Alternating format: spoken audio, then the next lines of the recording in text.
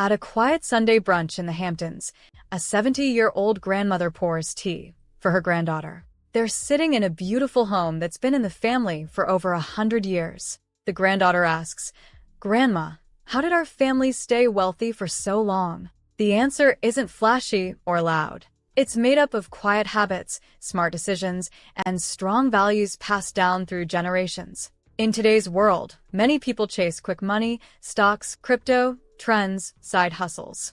But old money families do something different. They focus on keeping wealth, not just making it. And they've been doing it for decades, sometimes even centuries. This video will take you inside their world. You'll discover 7 habits that rich families use to stay rich. Habits you've probably never heard of before. These ideas aren't about luck or luxury. They're about thinking long-term, acting wisely, and building a legacy that lasts. Number 1. They obsess over taxes and structures. Most people only think about taxes once a year. Old money families think about them all the time. They know that taxes can quietly eat away wealth year after year. That's why they plan ahead, sometimes years in advance, using smart tools and legal strategies. They don't do quick tax tricks from social media. Instead, they work with top lawyers and financial planners to create trusts, foundations, and long-term plans that protect their money. One rising tool among the super wealthy in 2024 is called private placement life insurance. It lets them grow investments tax-free and pass on wealth with fewer taxes. Others set up family foundations, which allow them to donate to causes they care about, while also reducing taxes. Some even choose where to live based on tax laws. Countries like Portugal or states like Florida offer low tax benefits for wealthy residents. This isn't about cheating the system. It's about playing smart and legal. Old money families understand. If you don't manage taxes, they will manage your money for you. Number 2. They create invisible wealth and avoid flash. In 2023, a reporter from Bloomberg visited several wealthy neighborhoods in New York. What surprised her most? The richest people didn't look rich at all. No flashy cars, no designer logos, just quiet confidence and simple clothes. This is what's known as invisible wealth. Old money families don't show off their riches. They live well, but not loudly. You might see them wearing a plain cashmere sweater or driving a regular car. But behind the scenes, they own businesses, land, stocks, and trusts. Why? Because showing off costs money. And more importantly, it attracts the wrong kind of attention: jealousy, lawsuits, and even bad financial decisions. Old money families know that staying quiet helps them stay in control. Today, social media encourages people to flex wealth. But the rich who've stayed rich for generations avoid that trap.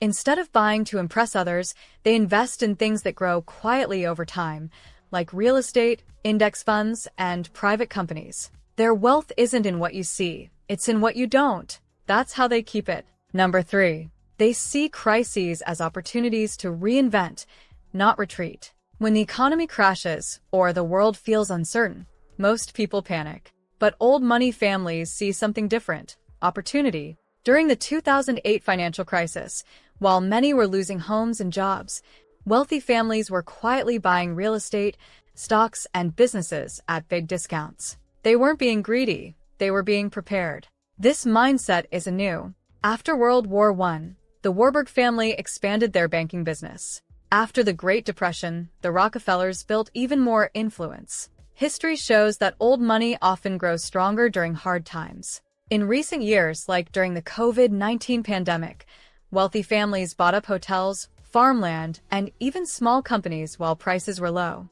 They weren't guessing. They had cash ready, and they stayed calm. Old money families keep a long-term view. They understand that every crisis eventually ends, and those who stay patient and smart can come out ahead. Instead of running from risk, they study it, plan for it, and use it to build even more strength. To them, a crisis isn't the end. It's a chance to rethink, rebuild, and grow quietly but powerfully. Number 4. They treat family like a corporation. Old money families don't just love each other. They work together like a team. In fact, they treat their family like a business. Many rich families hold yearly meetings, just like companies do. Everyone, young and old, gets updates on investments, savings, real estate, and family goals. They talk about what's working and what's not. Some even have family charters or written rules, like who can access money, who manages what, and how decisions are made. It might sound strict, but it builds trust and unity. It helps avoid fights over money and keeps everyone focused on the same vision, protecting the family's future. Modern old money families are using tools like private Slack groups, Zoom calls, or shared Google Sheets to track spending, investments, and even donations. It's like a private company dashboard, but for family wealth. The result? Everyone knows the plan. There's no confusion, no surprises. And that's one reason their money lasts for generations. They don't leave things to chance. They lead their family like a smart CEO leads a company.